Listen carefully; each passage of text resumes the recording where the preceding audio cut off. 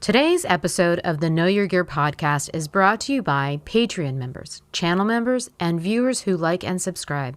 Thank you for making this possible. The Know Your Gear podcast.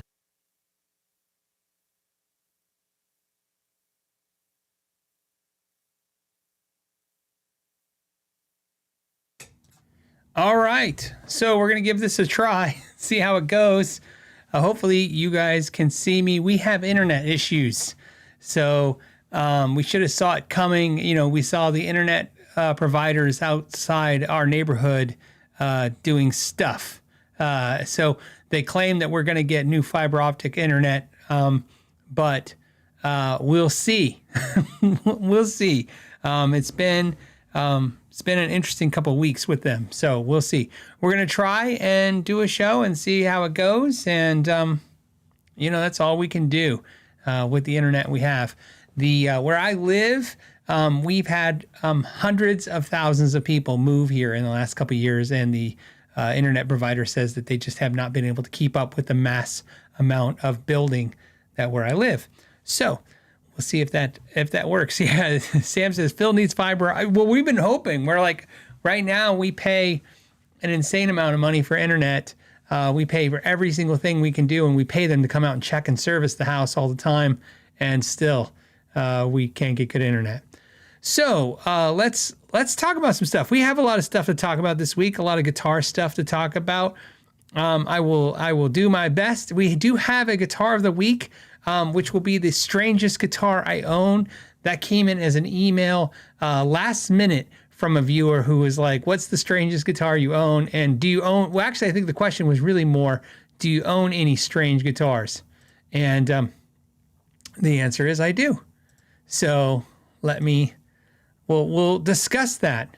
Okay, so if you have any questions, you can put a comment or a question mark at the beginning or a topic at the beginning, if I see it, and we'll go from there. We did have an early riser come in and leave a question, so let's talk about that. This one was from Warren, who says, I recently learned owning a vintage guitar is like owning a vintage car. You had better love being a mechanic more than love driving it. Yes, I have agreed. I agree. I have agreed and still agree that that is the main reason I don't love certain guitars for the way they play. I love them for all the other romantic reasons to love them. And I don't even mean vintage guitars. I mean vintage reissues. Sometimes I buy a vintage reissue, like this 60s Strat right here is a joke. I mean, I love having it. It's a very, when you pick it up, it's got the vibe. It's a vibe thing, kind of like you said, driving an old car. It's got the vibe thing. You're in there, you're having memories. It's got this cool factor to it. The AC sucks. There's the smell of oil, which is good, but sometimes not. It's just not as nice as some of the newer amenities in cars, of course. Same with the guitars. This 60s Strat, you have to take the neck off to make an adjustment, and you have to make an adjustment. I have guitars that I don't have to make adjustments at all to. So modern guitars have not only are a little better sometimes, but more importantly, they've really improved things when it comes to working on them. The average player now doesn't need a guitar tech anymore if you buy the right kind of guitars. Certain guitars out there have spindle truss rods, carbon fiber reinforcement, plug and play electronics, stuff like that. You're literally creating a situation where the guitar player does not need to go pay a technician to work on their instrument. This is one of those things like if you tell me if you get a guitar with a spindle style truss rod, stainless steel frets, and good wood, made of good wood and good electronics, there is very little likelihood that a guitar never ever needs to be serviced by anyone other than the actual player themselves. So that's a pretty cool thing. But yeah, if you like the vintage guitars, I have to say it. There's something about them. There's something about a guitar that fights you a little bit. It's like kind of like people like vintage cars. But yeah, if you want a vintage guitar, more importantly, if you want a vintage reissue guitar as well, they both kind of come with the same kind of problems for the most part. Vintage ones being worse. you got to learn to work on them, and you got to learn to love to work on them. In my opinion. Andrews J89 says, Phil, how does the Delos neck compare to a Fender reissue? The Delos neck is slightly thinner, slightly wider than the 60s neck, just a little bit. I used to not think so much, but I have played my Delos so much the last couple years that for the first time about a week or so ago, maybe 2 weeks ago, I picked up one of my Strats, my Fender Strats, and the neck did not feel as comfortable to me because I'm so used to the Delos, which is just slightly flatter on the back. Again, like a really flat 60s neck, but a little wider, just a little bit. So I like it a little bit like that. So I don't know. Yeah. I never thought I'd say that. I don't know why the Delos neck appeals to me. It's my favorite of all the Kiesel necks. I like a lot of the Kiesel guitars, as I've told you guys. I really like them, but I really like the Delos. The Delos is my favorite. And it's not even like it could be a special neck. I remember when I was at the Kiesel factory, and we did the announcement of the Delos. They made one to have there, so we'd have something to talk about. And somebody bought that one, and I was thinking about buying that one. And then somebody bought it because I was like, oh, I like this neck better than mine. So it was just a little thicker and a little nicer, just a little bit. So,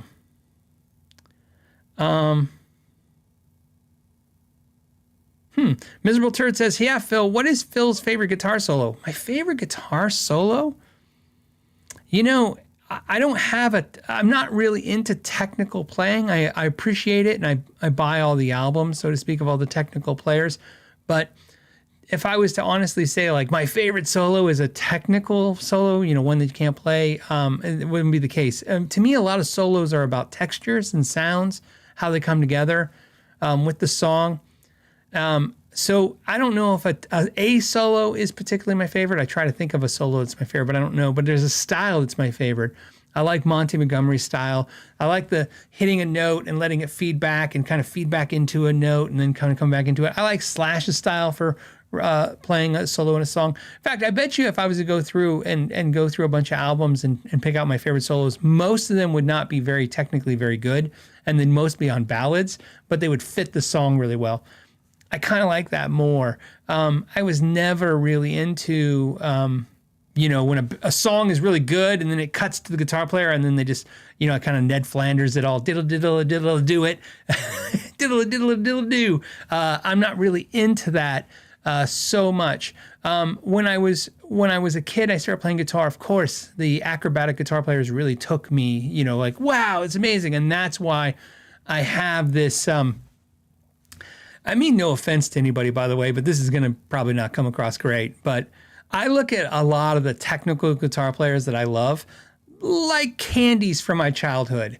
I love them because they remind me of being 15 and 14 and 16 and loving that music, loving that kind of candy.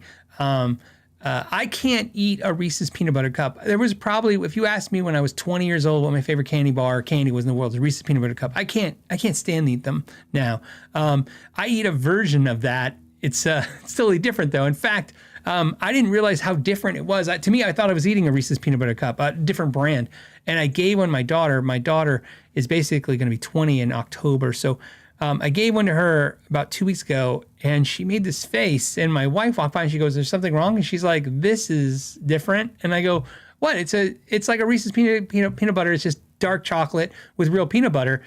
And she's like, "This is not very good." And I'm like, "It's great." She's like, "It's really tart and dark." And so my point is that's how I kind of look at the shred players. I really like them.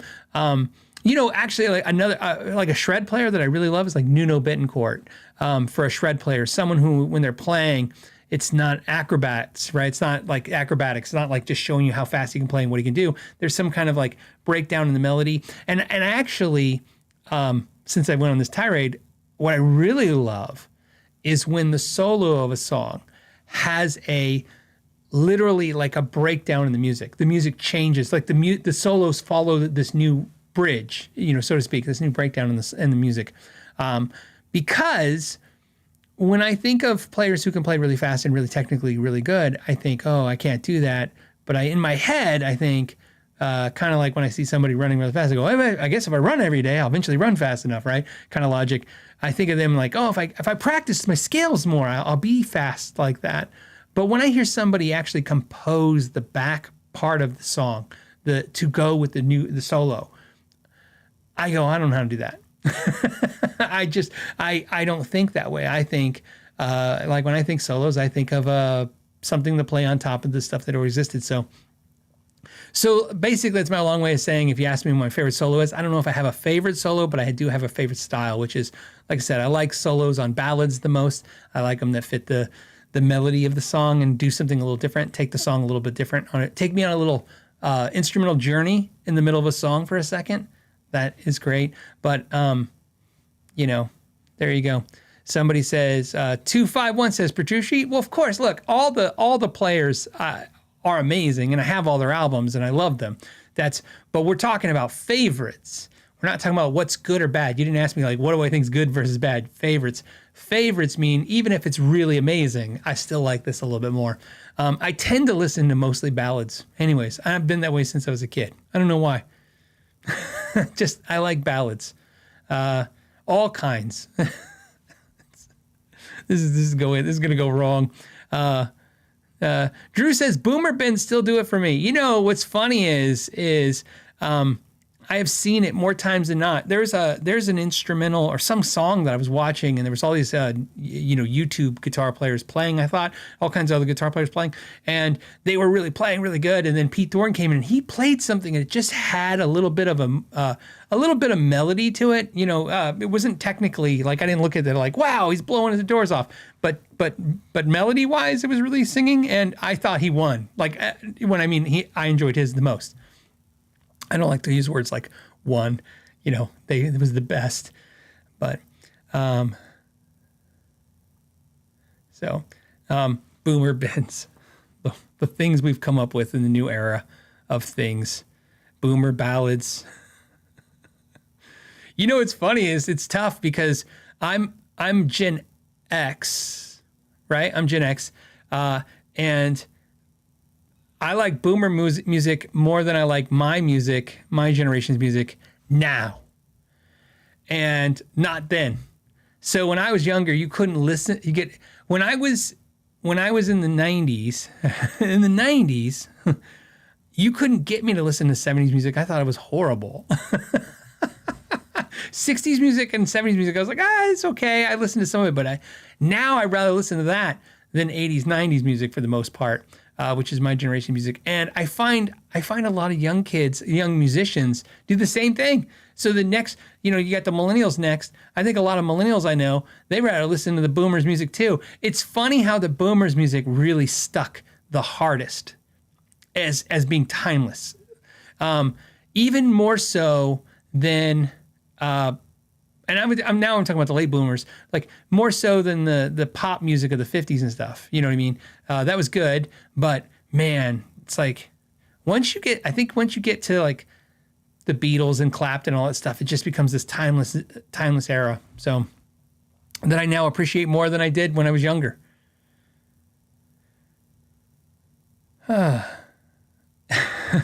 Gen X bends win. I don't know what a Gen X bend would be. There should be Gen X dive bombs. Okay. All right. Let's get to another subject, shall we? We first of all have some of this one. Vim69 said, you and Shauna have some beverages on us. I might. It was that kind of week, I think. Wasn't bad. We're still paddleboarding for those that are maybe interested in the paddleboarding. It's so warm, so we're not hiking and walking as much. Now we're paddleboarding. No serious injuries of yet, and lots of fun.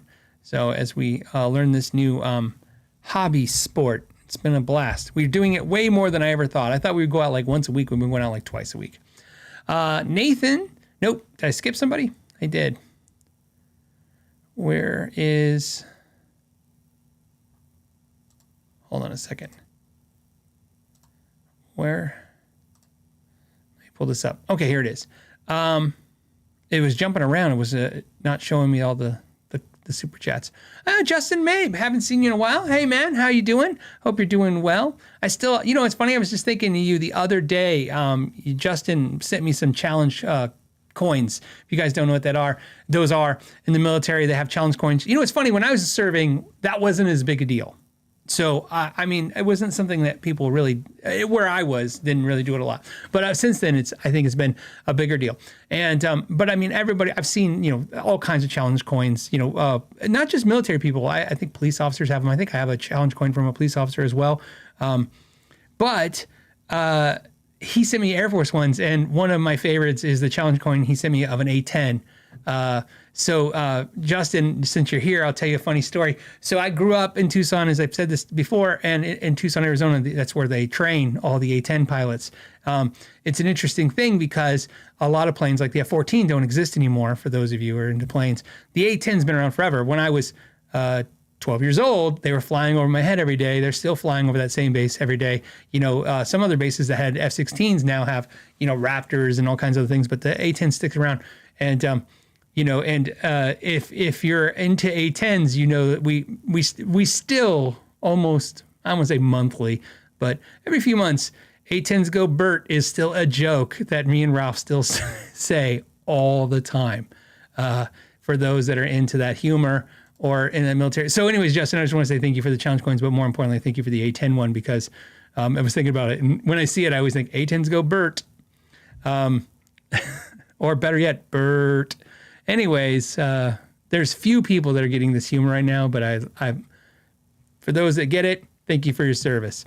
Brett says, Inya Nova Go Electric and White came in. Looking forward to taking it out with me this week. As a truck driver, the acoustic that had it in a truck for 5 years is in rough shape.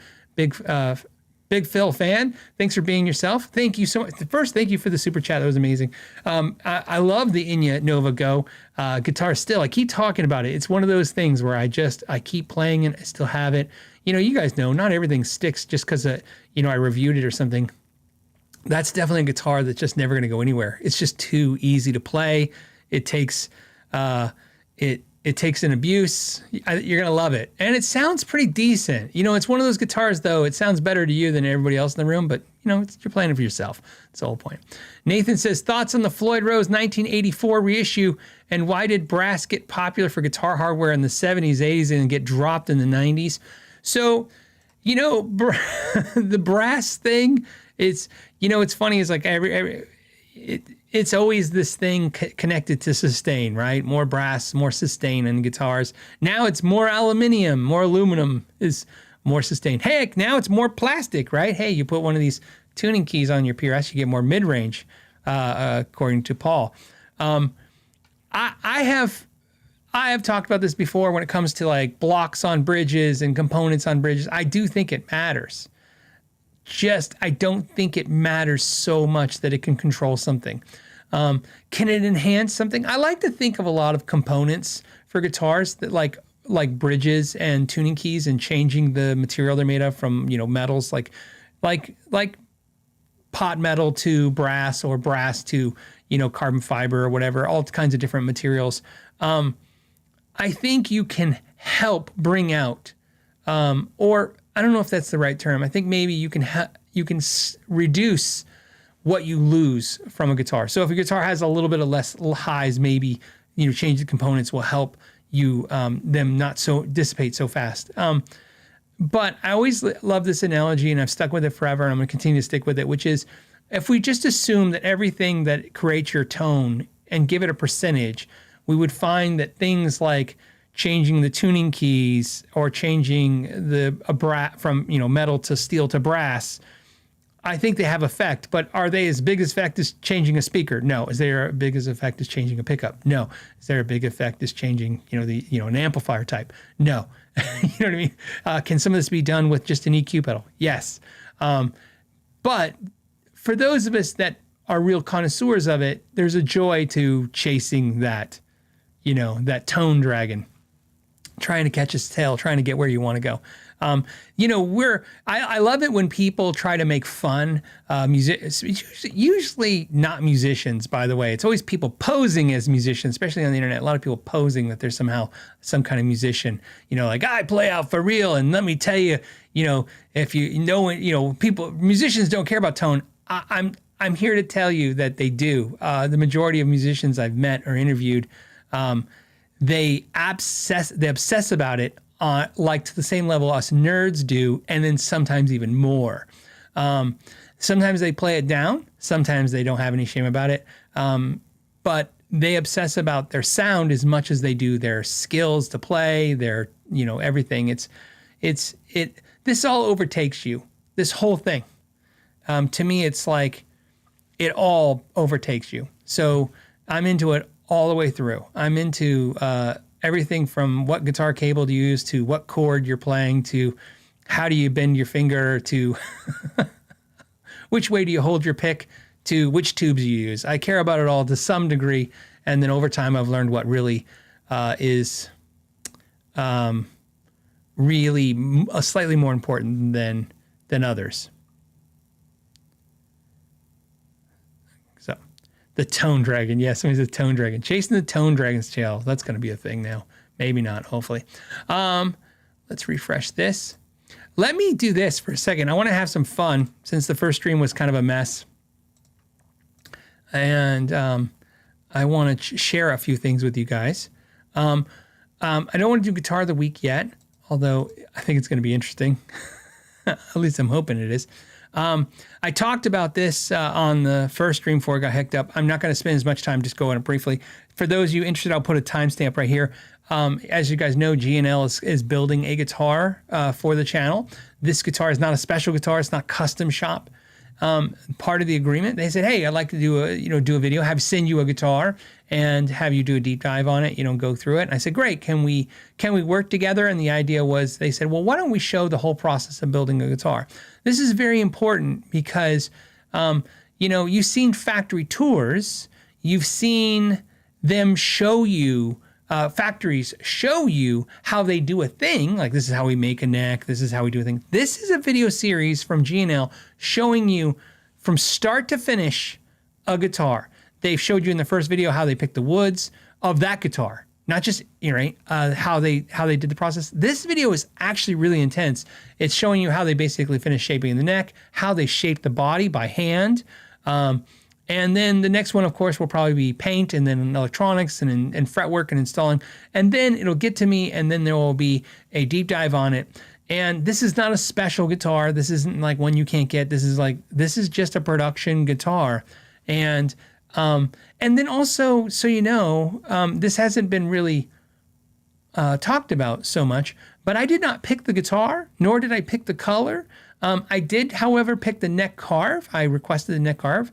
And they assumed correctly, right? So that because I have another G&L ASAT, they went with some of the belly carve and the arm carve like that as well. And then they picked a rosewood neck, rosewood fretboard. But the reason this is important is there's a little bit of how much will I like it when I get it kind of thing. Well, obviously I know what color it's going to be and what it's going to be, but I didn't pick those things. They did, because it wasn't so much about building me a guitar, is just sharing this entire experience. In fact, the guitar is, if I love it, I've told you guys before, it's on loan to me for as long as I continue and want to play it and use it. But then when I'm done using it, it goes back. So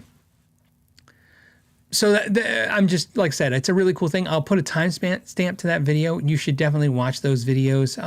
I am loving them so much. And then we'll probably even have a discussion about what we all saw, because there's some crazy stuff that I was sharing with my patrons that probably will blow your mind about what some of the footage you're seeing, and how some of that equipment that they're building those guitars on was actually purchased by Leo Fender and used by Leo Fender in the 70s. So that's how long some of the equipment's been around. It's been around for a while. They're still making the guitars the way they did when they started. G&L hasn't really changed much. They've added a Plek machine though, and there's one new CNC machine, but everything else has pretty much been done the same way.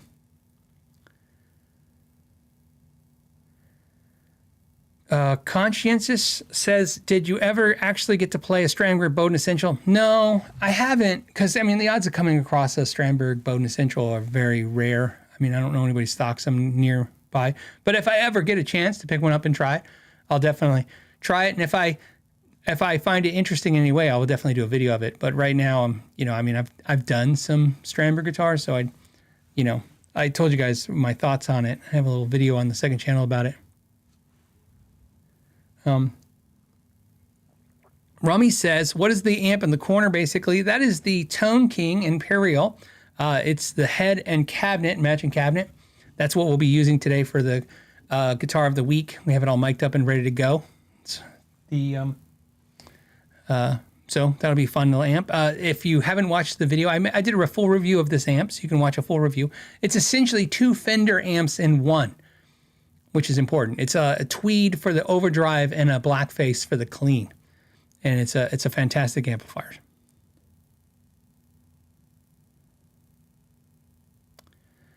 Vincent says, love the Emerald guitar behind you. If you didn't see the Emerald guitar video, it's right. Oh, sorry. I'm pointing at it right now. Right there. That's Emerald Carbon Fiber Acoustic. I did the video of this week and released that for those interested in that. It's definitely the first guitar on the channel to ever get 100% perfect. It was a flawless instrument every way. If for those that are really into that, like they just want a guitar that's just really dialed in, that guitar is really dialed in. It's as easy. It's an acoustic. It's as easy to play as an electric guitar. So it sounds really good too.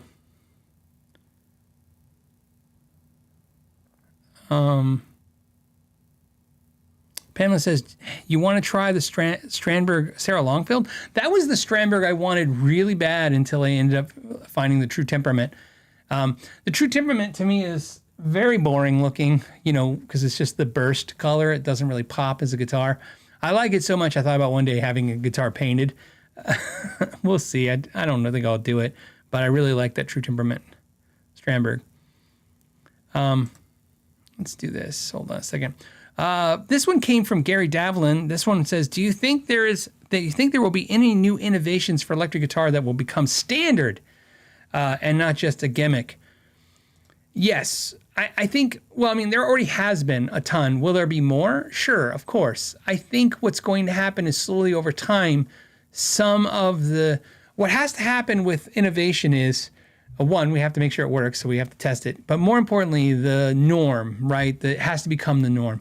For me right now, stainless steel frets are definitely a thing that will eventually become more normal and be coming on more guitars because of the fact that, why not? It's a lower maintenance. That's the big takeaway. Some people are going to say that they sound different. There is some truth to that. Again, I don't know if it's such a tone difference that you can't, tune it out with the amp a little bit. If you can even hear those things, I really can't tell, me personally. I used to think I could because most of the guitars that had stainless steel frets, I'd go, oh, this guitar is, basically what I'm trying to say is most of the time when I play stainless steel frets, I was playing a guitar that only came that way or was unique in some way. And I would say, like a lot of people, I'd use this very basic logic of, oh, the tone of this guitar must be connected to the stainless steel frets, and so therefore stainless steel frets are brighter, stainless steel frets are this. But I've told you guys now, I've refretted so many guitars now with stainless steel frets, I can tell you, after you refret a guitar with stainless steel frets, it's like, I've never picked it up and went, oh, man, it's so much brighter now than it was before. In fact, I can't tell at all if there's any difference. If anything, it just bends really nice. So I think stainless steel frets are an innovation. Obviously, spindle truss rods that don't require any kind of Allen wrenches or any tools like that, that basically you don't have to worry about somebody stripping it out. The truss rods have been the problem because most people don't know, most musicians don't learn their Allen wrenches. Standard R metric. It's the way most people don't learn screwdrivers. They pick. I don't mean just like a Phillips and a flathead. I mean like literally the different sizes. And using the wrong screwdriver head on the wrong screw and stripping it a little bit or stripping it out. That's what usually happens to truss rods. They get stripped a little bit and more so than broken. So the big deal is that obviously with something like a spindle truss rod where it's just uses a little metal stick, You can't mess it up. And as you go, it gets to a point and it just stops. It doesn't, you don't keep going until you strip it out, or you don't keep going until essentially it falls out. It doesn't have that problem. So those are two things I think that will be innovative. I think the next innovation for guitar, for sure, will be more of a standardized electronic system. I think that could be nice. I mean, we see right now they're using PC boards and stuff, and the reason I'm not a big fan of that is because it's not very standardized. But I would like to see it eventually become standardized. These features could be really, really cool and make things life. Again, I'm all for anything that makes the guitar easier to maintain. Some of you guys don't care about that, but that's because most of you guys that watch this channel know how to do it or have learned how to do it. But for people who can't, those expenses are going to either they've already have, or they're going to continue to exceed the price of the guitars. So cheap guitars will eventually become a lie. There won't be such thing as a cheap guitar. It's because the price to fix them will be so expensive that a cheap guitar will be cheap until it needs service, and then it won't be cheap anymore.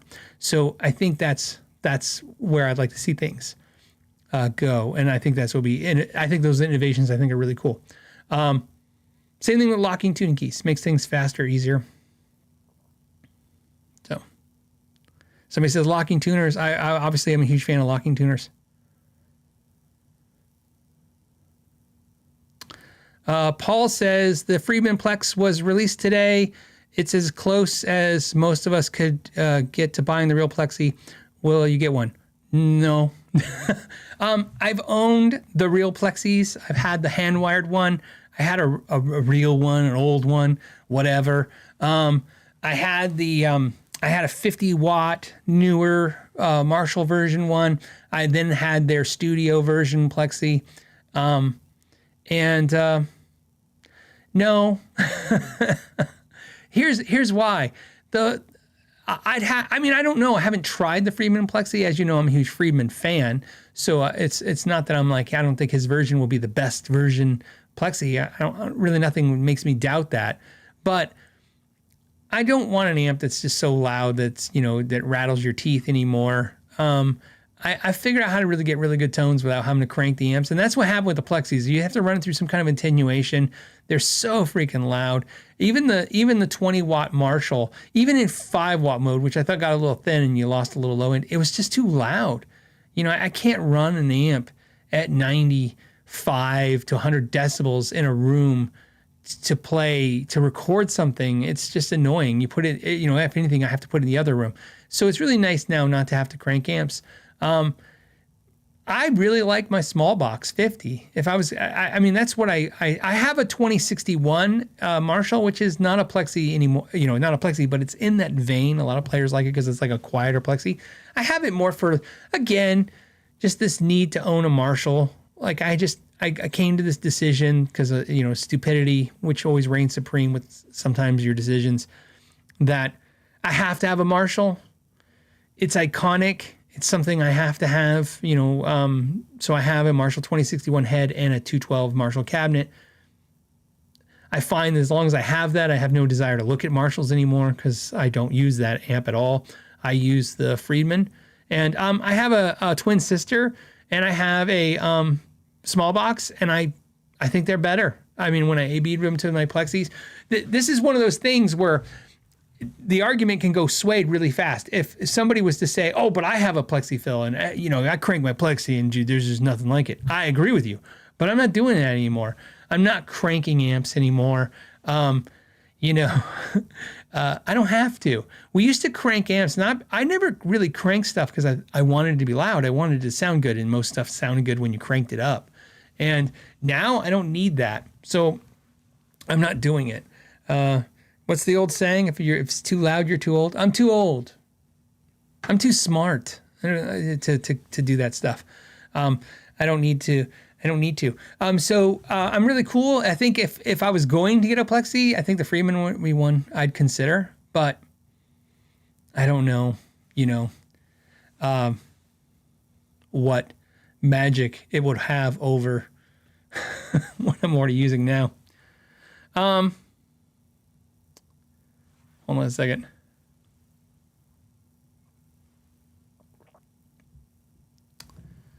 YB says, hey, have you had a chance to try James Tyler guitars? If so, what are your thoughts? I love them. I think they're fantastic. I'm trying not to sneeze. I might have to sneeze, so I apologize if I have to sneeze. It's permeating right now. I think I'm gonna make it. James Tyler guitars are fantastic. They are, to me, they're like the Tom Anderson guitars. I'm a big fan of Tom Anderson. Very nice guitars. I guess if the question is, why don't I own a James Tyler guitar? I'll tell you, as much as I like them and I've enjoyed them, there are certain guitars that I like a lot, but I don't enjoy purchasing guitars that, I'm trying to think of it like this way. Like, I don't understand, and I've never understood the concept of, if I buy the most expensive thing, I get the least amount of options on it. To me, that's one thing I like about custom and semi-custom instruments. I've said this before. When somebody says, hey, what makes a guitar $5,000? You're the only one that has it. That's the reality of it. That's what's really cool about guitars, having something unique. I've said this before. That's the cool thing about taking a Squier and making it your own and doing stuff to it. It's why Eddie Van Halen was cool. Eddie Van Halen was cool because he took a guitar and he made it his own. No one had a guitar like that. You know, Eric Clapton's amazing, but he had a black Strat. I'm not trying to disparage that. I'm just trying to say, me personally, I never looked at Eric Clapton and go, man, I really want a black Strat. I remember seeing Eric Clapton going, everybody has a black Strat. I could care less, right? It's when you see somebody like has something unique. I used to be really drawn to that as a young player. Steve Vai, Nuno Bettencourt's guitar, which is just a brick of wood alder, but his weird neck joint sideways, like, why is his neck different than everybody else's? What does he know that we don't know? Why is his unique? Unique really drew me in. And so I find that I'm really drawn to, when I have to spend a lot of money, I want something that, I don't want to say nobody has, but it feels unique. It feels and looks unique to me.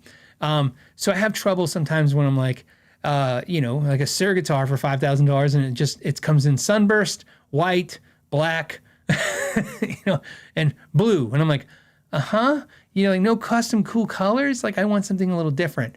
And so James Tyler, they do that really cool finish that I like. But again, it's kind of the same thing. So same, like everybody has the same James Tyler is what I'm saying.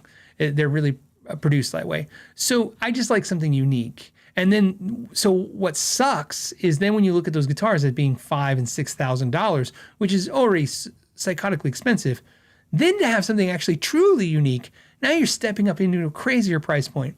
And for me, I love this to be an artistic form. And I love it to be emotional. I love it to be not logical. That's what I love it to be. And I try to live in that part of my mind. But I'm a person with practical means, so I have a practical mind, which means sometimes that practicality comes in and goes, I don't know, for that kind of money, I can have something else. But I absolutely love the guitars on their own merit. But that's why I haven't bought one. I've owned Tom Andersons in the past. I've owned a lot of Sirs. I've never owned a James Tyler guitar, but I've played a few. I really like them. Okay.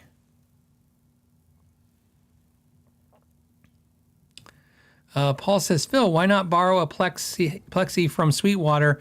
Your opinion of having old ones is valuable to us who might buy. Well, you're not going to like my opinion, Paul, as I don't think you should buy a plexi. I think that, Marshall, in my opinion, for me, and again, this isn't for you, this is for me, this is my journey. And so I'm going to share my journey to you.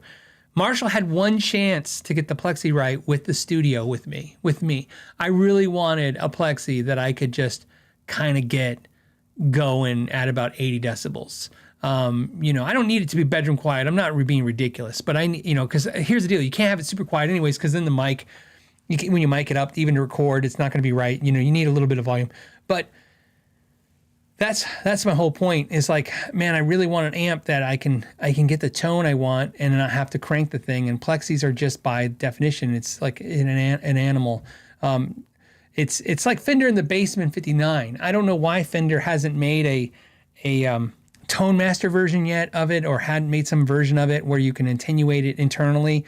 You know, I know you can use an attenuator, kinda. If you've ever had a Bassman 59, is it 2 ohms? I think it's 2 ohms. I don't even think it's 4 ohms. I think it's like 2 ohms. I remember I had to buy a special hot plate for it and then wire it all together, and it was pretty hell, and it was amazing then. But I mean, it was still, a lot of work to get that done. So same with the plexi, man. I have to run a plexi through an attenuation. And once I do that, I'm like, I have amps that I don't have to run through attenuation that I think sound plexi-ish to get that sound. And there's a lot of great plexi sounding amps. I mean, this is the thing. There's the problem is it's the old stuff that we love, people have been copying it over and over and over and over again. So, I mean, there are amps that say they're plexis that are plexis. There's amps that say they're not plexis that are on that plexi circuit. So, that's kind of the logic there. Paul's saying that the Plex has attenuation built in. Yeah, I mean, that would make sense. You're on the Friedman one. It's cool. I like my small box 50. So it's I guess, what's funny is, and I have to say this, I mean, I really like Friedman, as you know. I like Friedman as a builder. I like these amps, but I don't use them anymore. They're all sitting in the rack in the other room. I find myself like, what you guys see me using a lot lately, I've been using a lot, like Fender amps and stuff, and then running some kind of boost through them and stuff. So I like I said, that's why I got rid of my Soldano and stuff. It's, I don't know. Maybe, like I said, maybe we'll try some of that stuff as I continue to try not to sneeze.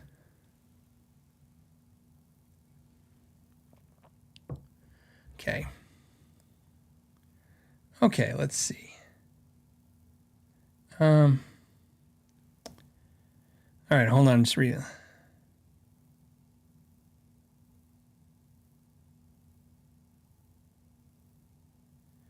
Okay, I'm trying to understand. Amanda sent me a message that says, hope you all are good. Have just listened to Phil mention Dave Friedman's new amp, Plexi Vintage, in the car.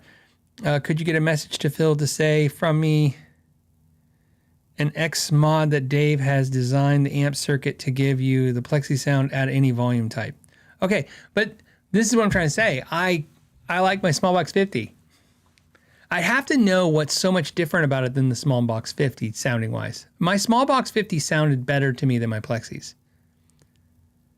This is where, like I said, it's like I told you guys with the Klon. This is where unpopular opinions come out. I don't give a shit about the Klon. I've said this many times over. I own the real one. I owned all the copies, and I was chasing it because it's like, it has a great tone, but for me, that's not where I landed. So I don't own any Klon pedals, I don't think. Not only do I not own Klon pedals, I don't own any styles. Same with the Plexi. I've owned all the Plexis, all the versions of the Plexi, to find out that I think there's amps that are for my use better. Notice I didn't say like, that they're better just for my use. I like the small box 50. It's fine the way it sits with me.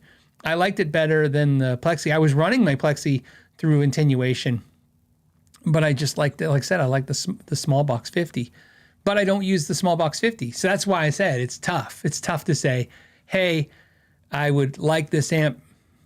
Like I said, I like the small box 50. Would I like the Plexi more? Sure, but I don't even use the small box 50, so I'd probably not end up using the Plexi either. Because like I said, what I use mostly, like today I'm using the Tone King amp. It's a really cool amp. I like to pull it out every once in a while and play that. I have a bunch of amps that I pull out that I really like. I like the Amplify Nation Amphonics and Gain a lot. I pull that amp out from time to time. Pretty much use my Fender 65 Deluxe and my Fender Princeton. That's pretty much what I go back to 90% of the time, and use that.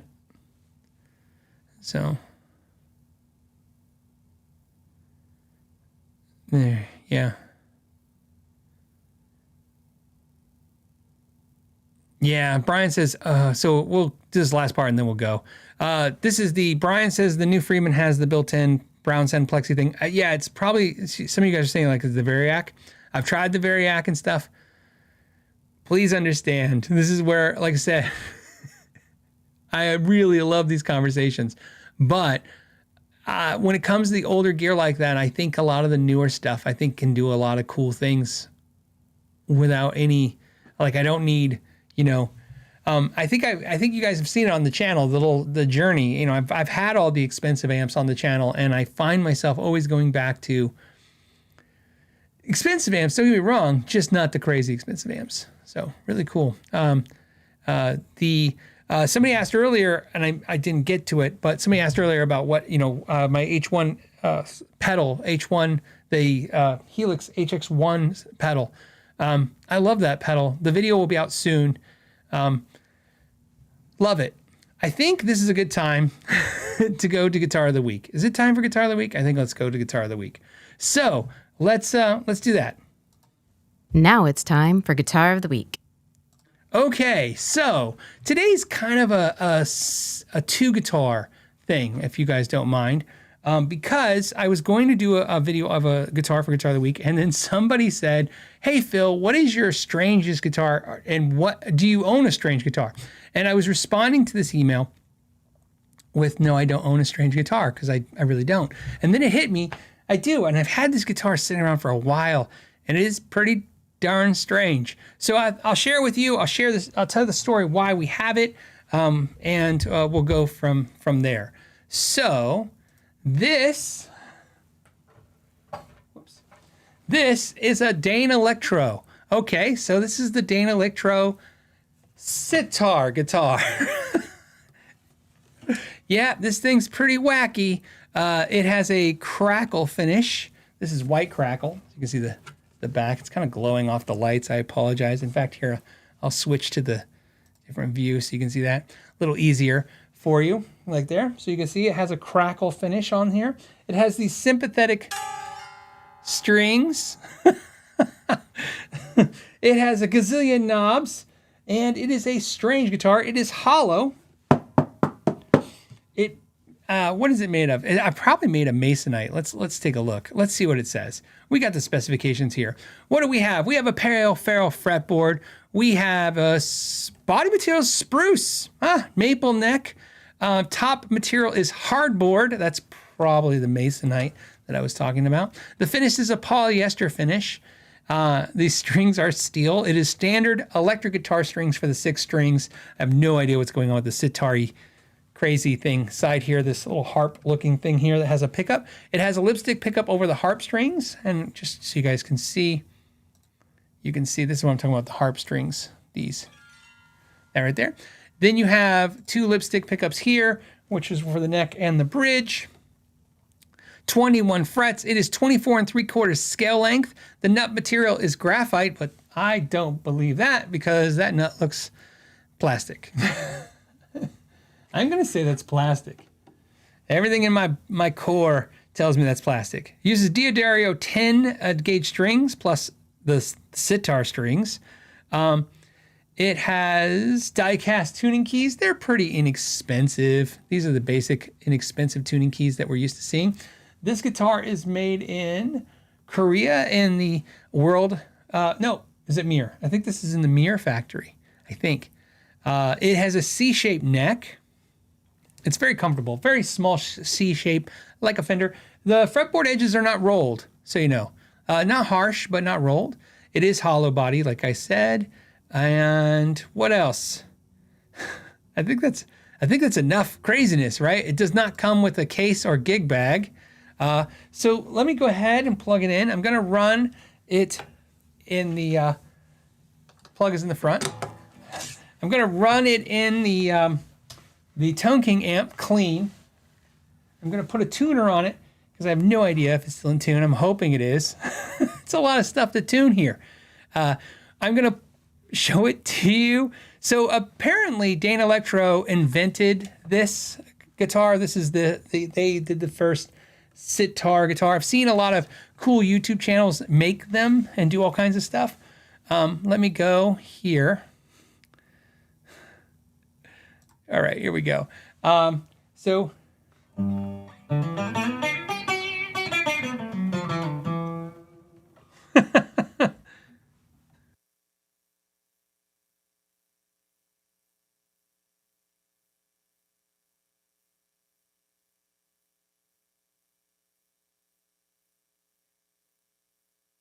I feel like that's a little different.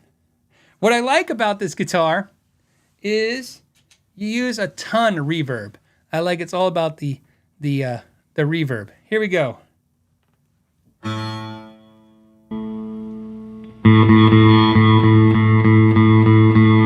here we go. So we're gonna do it now. I'm gonna run a ton of reverb on it. You guys can hear it, okay?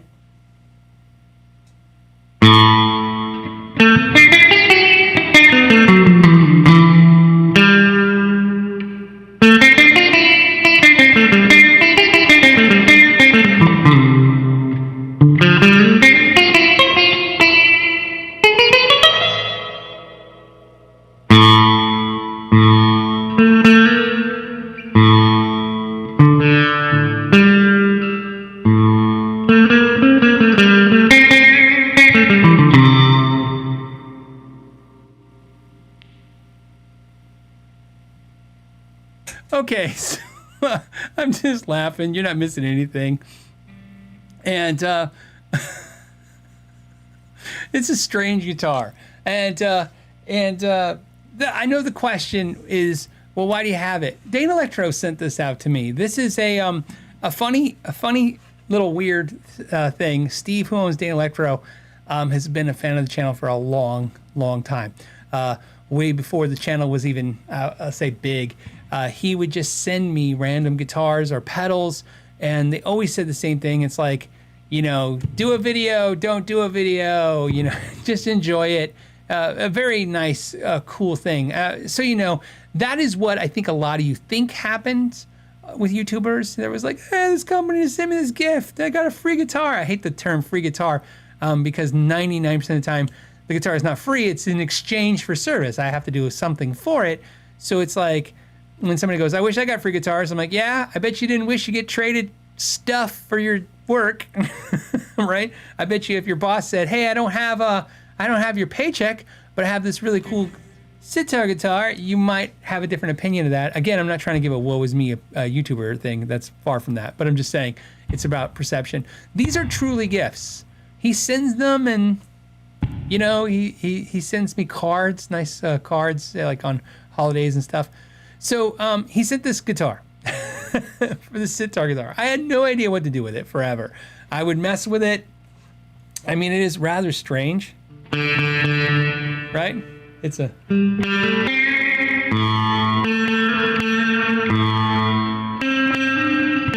Oh, what's that? How's it go?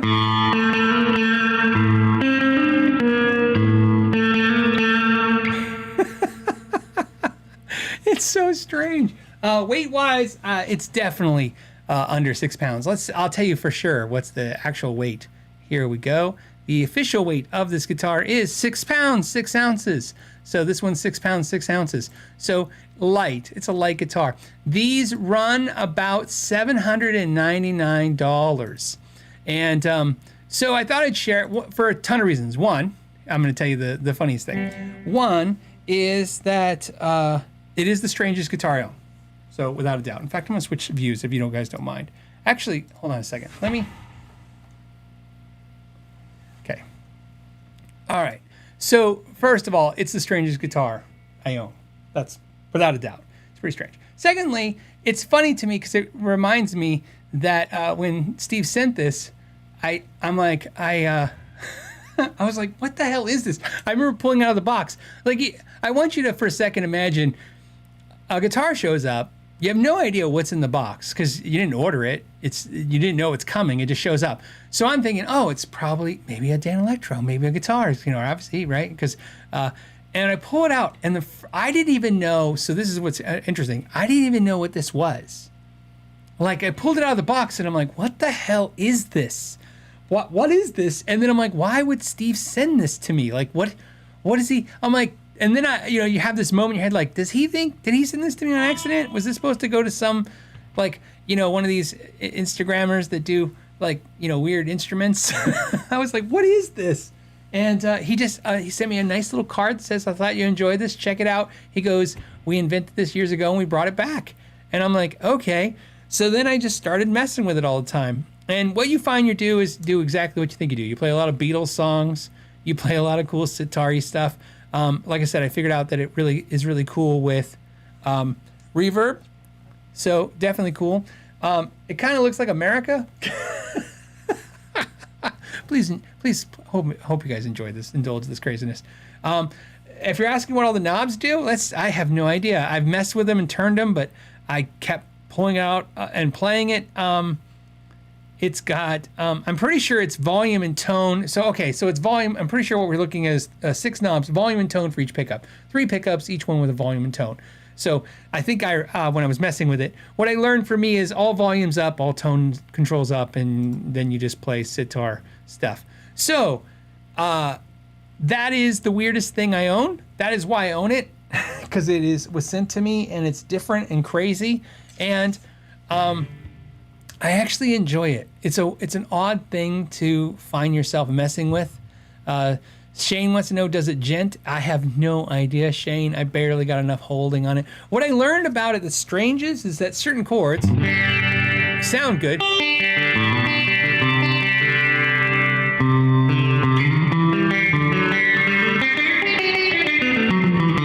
But then other chords don't sound good.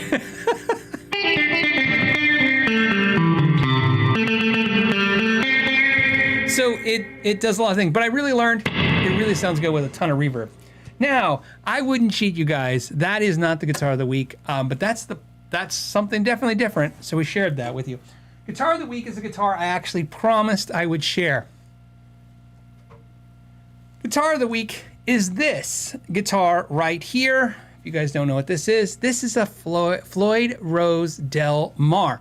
Now, if you look at the headstock, some of you guys remember Floyd Rose did this guitar that had a headstock just like this, but no tuning keys, and there was a hole right there, so you could hang it with one nail on the wall. Just kidding. But this guitar is not that. This guitar is made in the USA, and the Del Mar is a strange guitar, and somebody asked me about it on the show, and I thought this would be a great guitar of the week. So this is the guitar I plan to talk about. It's not going to be a long story, but it is one of my favorite things to talk about. This guitar was also a gift. This was a gift from, Tim Pierce. So Tim Pierce called me out of the blue in the middle of COVID, so you know, and said, "Hey, I need your address." And I'm like, "Okay." And he goes, "I'm sending you something." He's like, "Floyd Rose sent me a couple guitars. I really, really love them." He goes, "I like one more than the other. I'd like to send the other to you." I said, "Okay." I had no idea, but I heard the name Floyd Rose. So I was like, oh, it's going to be something cool. And he sent this guitar to me. So let me share some strange things about this. So first of all, it's got a big cutout in the back. This is what's different. This guitar has a lot of cool features, but one of the craziest features is this ramp that's right here. That's hard to see. So I took a picture of it, so you can see right there. So you guys are looking at it right now. You can see how the height of the string to the top of the body is maybe 1 millimeter, maybe 1.5 millimeters. Okay. So what that means is that when you put your pick down, you're immediately touching the body. I mean, there's no way to put your pick past the string. As soon as your pick goes past the string, you're hitting the body, which is really different. Okay. So the guitar itself is pretty normal. Maple neck. Let's go to this view if you guys don't mind.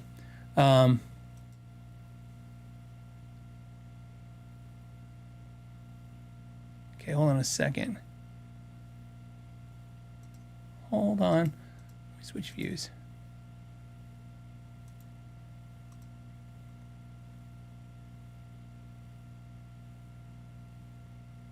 Okay, so anyways, this guitar, what happens is, let me go to this view, is that it seems pretty normal. Maple neck, alder body.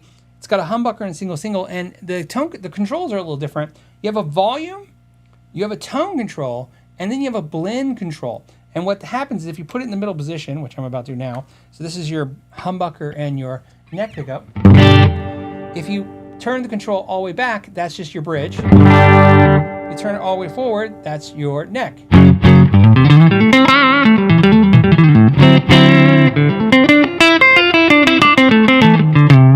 Okay, but then you can can blend instead of going to a humbucker or neck. You can just kind of mix it in. So here's your neck.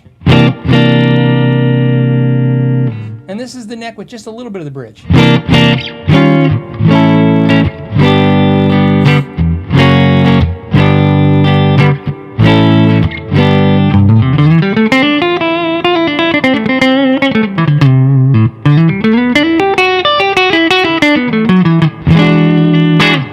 So, why I like talking about this guitar is this guitar made me play better.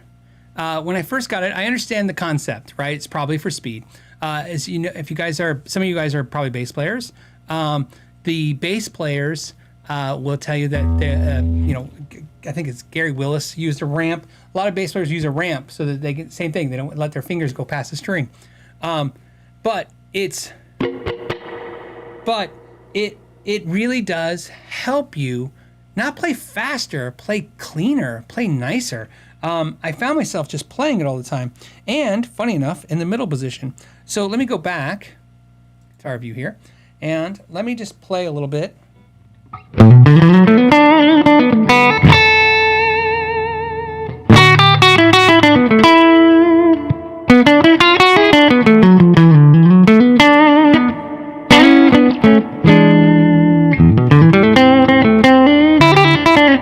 And then here's what happens.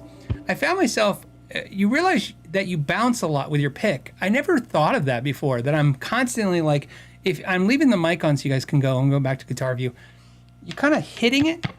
You guys can hear that? Where you're like, you're hitting that, and then the key is to not. To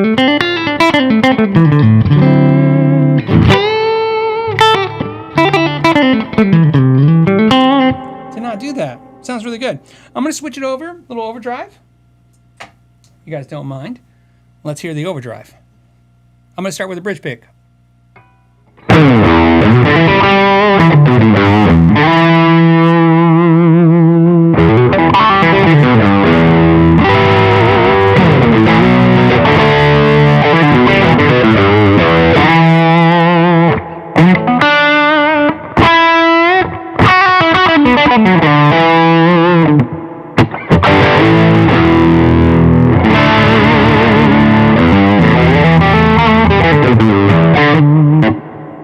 I'm gonna go to the neck pickup.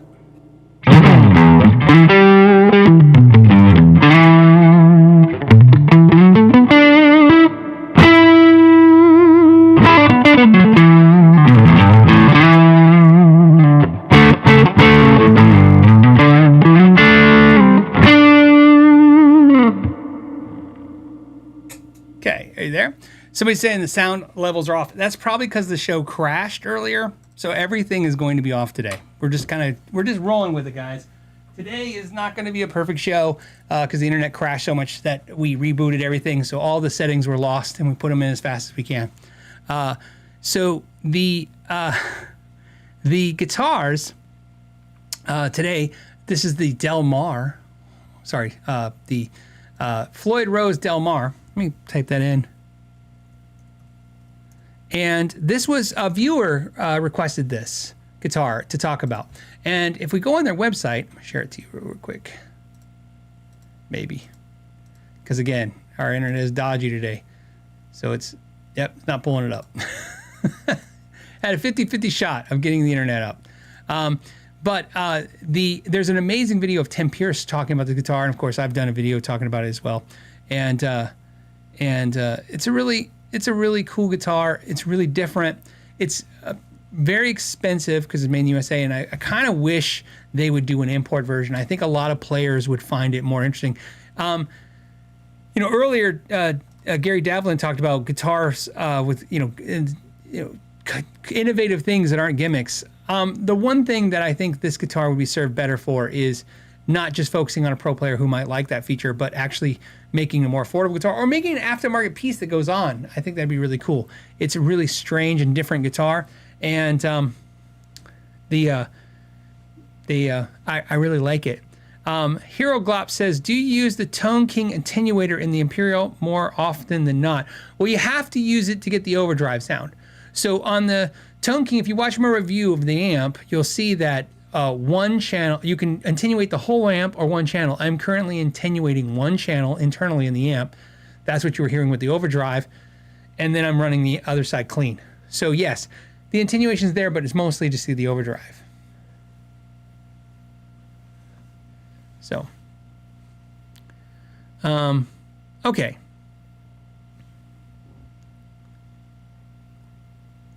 Let me mute that. Okay. So, let's see what else we got to talk about. I want to go back here real quick.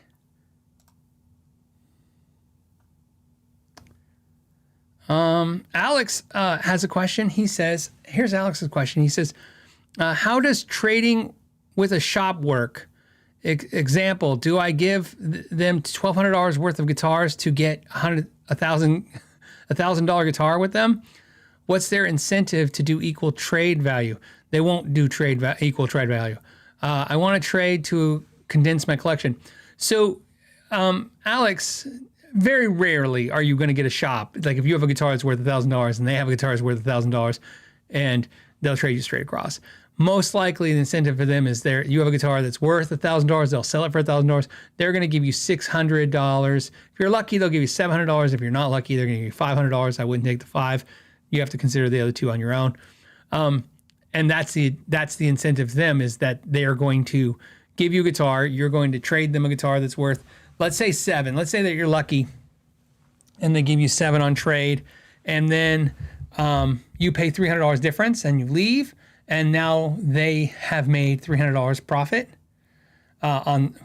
Is that not true? They will when they sell your guitar. How about that? That's why trading to a store is not going to be like trading, with friends and other guitar players. The incentive is they have to make money. Plus, not to mention, there's all kinds of problems, which is most retailers, when you trade with them, they have to sit on your stuff. So we talked about this like before. Even though they're not pawn shops, they have to run what's called pawn clearance in most states and cities, which means they pay for that, and then they have to wait some as long as 45 days, some even longer. So they got to get paid. So, but can you trade in gear and not have to add any cash? Oh, it happens all the time. I mean, essentially, if you're trading, you can also look at it like you go in a store and they give you $1,000 worth of trade value for all your stuff.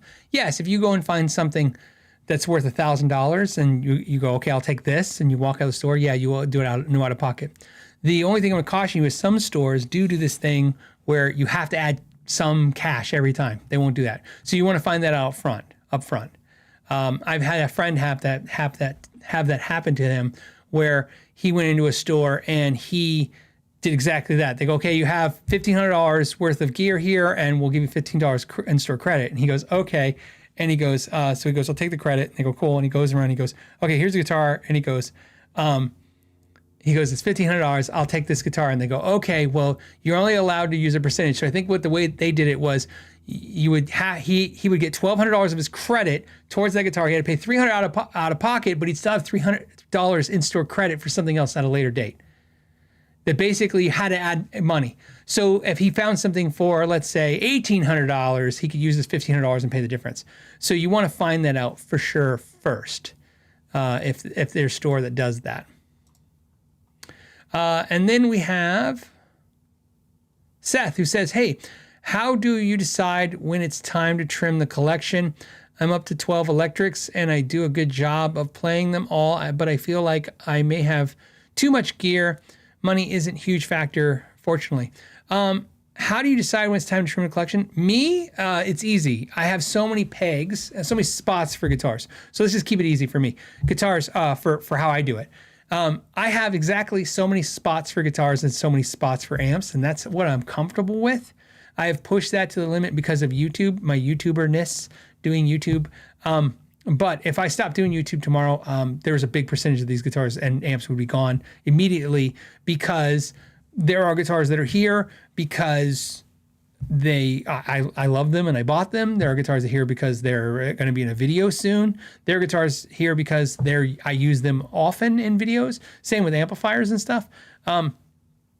So that's how I do it. Is I keep it that way. And then, for instance, if something comes, something goes. That's just a way to do things for me. It just makes things easy. And it makes really hard to make that purchase. I really believe for those of you that are like out there going, yeah, I'm buying too many guitars, too many amps, too many pedals. I really find that you pick a number, you just pick a number, whatever it is that makes you happy, I guess. And then when you find something new, you're always going to find something new. So the whole I'm not going to find anything new. You're going to find something new. But when you find something new, it's a lot harder to justify it if something's got to go. And that's how that works. I've had it in the past where my biggest problem here that I've had to deal with over the years is I have only so many guitars, and then a company will send a guitar, and then I feel bad. I felt bad going, well, I can't just sell the guitar they sent me. I got to keep it. And then I sold the guitar that I had that I loved, that I kept. And so that's why a lot of times now, that's why now I had to make the decision that we tell companies constantly, like the guitar can't stay. It just can't stay. So unless there's some reason, unless I think I'm going to be using this guitar on the regular, a guitar has to go back. Or we'll do the giveaway sometimes and stuff like that, which is whatever we figure out. We're figuring out different ways to get guitars on the channel, but not just, keep adding to a collection. It gets out of control and it gets dumb. And yeah, so I feel your pain. So you pick a number. How do you thin down your collection? You pick a number that, like you said, that you use, that you feel comfortable with, and you go from there. And then, that's it. The next one next question is from, I think it's from Lewin. I'm saying it wrong. Best $2,000 traditional guitar, Strat Telly, Les Paul semi-hollow from the big brands. Best one? I don't know. $2,000. Here's the thing about this. Every time you guys ask this is where the question gets tough. When you gotta go, hey, what's a great guitar for $300? I can name off a few, and they're gonna be some pretty good solid choices. To me, if you have $2,000, you can have anything you want. There's every guitar. You can find any kind of quality guitar right now for $2,000. We're not in the boom market anymore. The market has softened so much that guitar prices are not good, but they are so much better. And you can find deals if you wait. If you wait somebody out, you'll get the deal. So if you wait until you find the guitar you want, you'll get a deal. So for $2,000, whatever you want. That's the easy part. Brian says, I'm not willing to give stuff away. Better wait until things pick up again. I agree. Yeah. Like I said, you don't want to sell things right now unless they're desirable and you think you can get the money that you think you can get for them. That's pretty much the main thing. It's not a time to sell. It's definitely not a time to buy yet either. That's soon. That's coming soon. Okay, then we have, let me knock these out. This one is from Lomax Gaming, says, what fret wire gauge material do you get for bass? I have no idea. I couldn't tell you what fret wires on my basses. Probably medium jumbo. Bass is a little tricky because, we do so few basses. Everybody's like, you need to do more bass guitars on the channel. That'd be great. The companies don't really send the basses out for the channel. It's very rare when they do. And I don't own a ton of basses. Every bass I have is very personal, very unique to me. And I use them. I think I have four basses now. And all of them are, almost all of them are custom in some way. So I don't know. But probably medium jumbo is probably my preferred fret wire for a bass.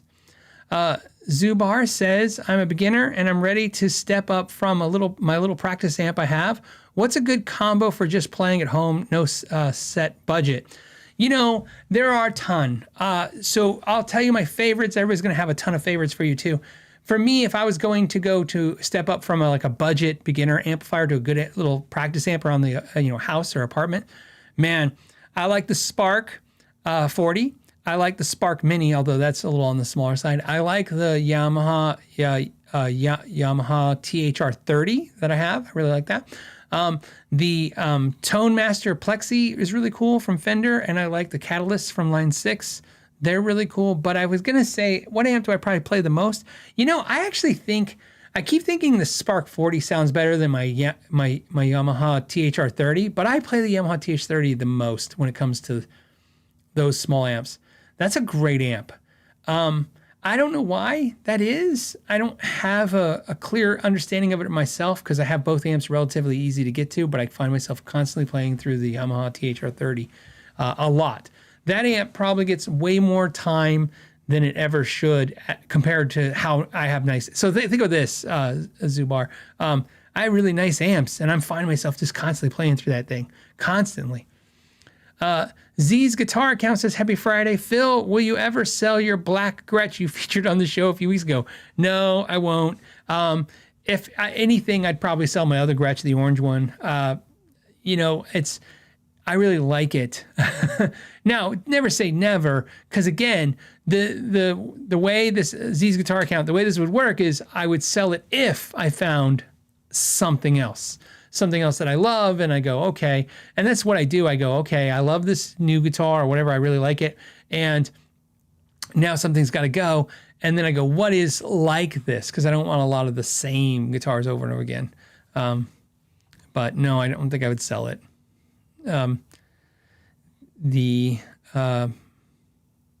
Yeah, but I will let you know if I do. I will let you know.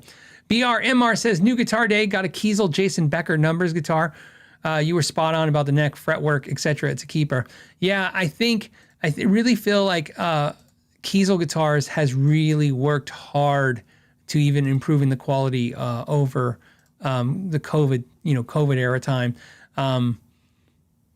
Because of the fact that, that's what happens when you slow production a little bit. You slow the amount of guitars you make so you can have people spend a little bit more time with it.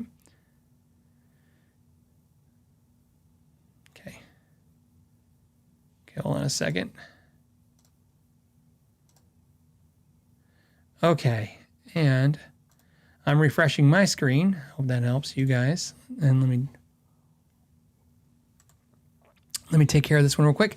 This is MB Exit Stage Left. It says, hey Phil, after watching a bunch of videos, including yours, I purchased a 2 Notes Captor X8 ohm. So the Captor X8 ohm. Rookie question probably, but can this be used for an amp with 3.2 ohm minimum speaker? I don't know what 3.2 ohm minimum speaker is, man. I don't know what that is. If you have a Captor X, let's keep it easy. I don't want to go into anything I don't need to go into. I have the Captor X. I thought I have the 8 ohm. I might have the 16. If you have the 8 will go into 8 and 16. So that is the easy part. But you might want to reach out to 2 Notes about that. But I have my Captor, that's the rule I follow, which is 8 goes 8, 8 goes 16. I don't go 4. So, but you might want to check with them. Because I've told you guys before, of Tony Dow, which was owned Crank Amps, used to tell me, when in doubt, 8 out. He said 8 ohms works with everything. Don't worry about it. That's something he said. So I use that as kind of that reason. Like if I'm in a pinch, I might use that kind of logic, but I don't want to recommend it. John says 4 ohm. So that makes sense. So 4 ohm, I would not put it in a 4 ohm, but I would ask them first. Again, don't take my suggestion as gospel, but for right now, for this weekend, I would not recommend using 4 ohm on it. Because I don't know. Like I said, I use the rule of going up. You want the more resistance, the better off you are for safety, for your safety of the equipment. Okay.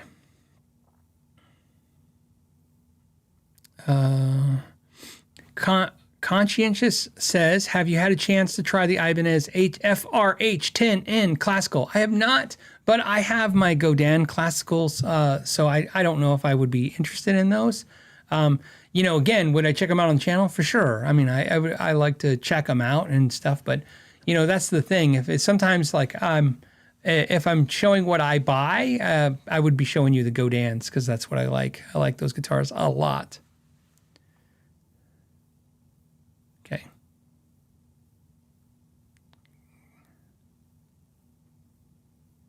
Okay. are we doing okay? I think we're good. I think we're ready to wrap it up. I want to thank everybody for going through today's show. It's been pretty tough. Like, my screens aren't working, so I don't know what you guys saw. I just did the show. I'm just going to tell you right now, I just did the show like you guys could see everything I was doing. I have no idea what you saw or didn't see or anything. I just been grabbing stuff and seeing stuff. Like I said, our internet is so bad. The system is running so bad and so slow. Like, I don't even see most of what you guys are saying or doing. But I wanted to do the show because I know it's important to me. It's important to you sometimes to have this Friday ritual that we have to start the weekend. I have some cool videos. I will be doing the HX1 video, having it out soon. It's a really cool pedal, and I've been really trying to learn as much about it as I can before finishing the video. And what else? What else is exciting? I think that's pretty much the most exciting things. I hope you guys enjoyed the weird Guitar of the Week stuff. I thought this was like the weirdest one for fun stuff. I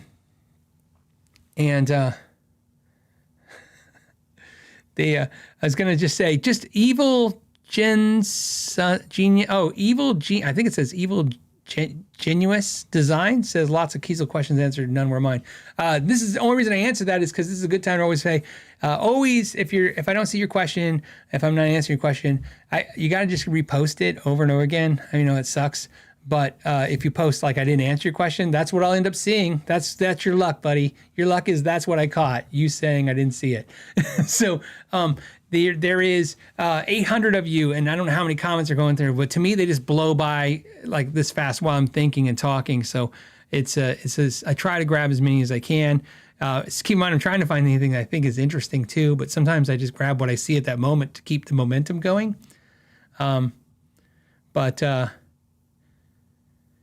And then let's do two last ones. Jeffrey says, hey, Phil, have you ever played a Morgan MVP 23? I got one coming tomorrow. It's a great amp. Morgan amps are really, really good. I really like them. Why don't I have a Morgan MVP 23? It's because when I decided I really wanted one, when I was there to pull the trigger, it was during COVID, and you just couldn't find them in stock. They were just too hard to find, and that's why I didn't do it. And then over the time, something else happened. But that would be on a short list for me of amps I would really be interested in getting. It's a really great amp, the MVP 23. So, and then let's do one more. Let's see if I can grab one more real quick before we leave.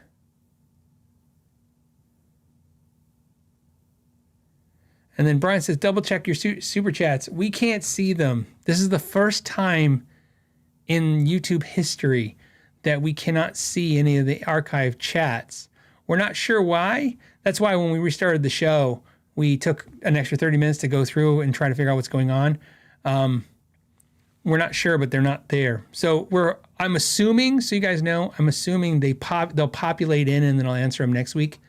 But right now, I'm not seeing it. It's never happened because obviously they track I've said this before, super chats are always saved because it's revenue for YouTube. Remember, YouTube gets about 40% of that super chat. So I appreciate it very much. When you send me $10, you understand YouTube's taking 4 of that right off the bat, and then whatever processing fee is probably, I'm sure. So they track them and they keep a history of them because obviously they got to show like an account of it, what they got and what I get from it. But hopefully next week this will all be solved with the internet. Like I said, I don't think we'll have the fiber optic by next week, but I think whatever they're doing that's causing all the problems today on the internet, hopefully should be resolved in a week. There's literally crews ripping up ground in my neighborhood, so it's crazy. So we'll do it. So we got through it. Please look for new content. A lot of new content coming on the channel. I appreciate you guys supporting the channel by watching that stuff, giving a like, give a subscribe. All that stuff is fantastic. As always, I want to thank you guys so much for your time. Until the next time, know your gear. Today's episode of the Know Your Gear podcast is brought to you by Patreon members, channel members, and viewers who like and subscribe. Thank you for making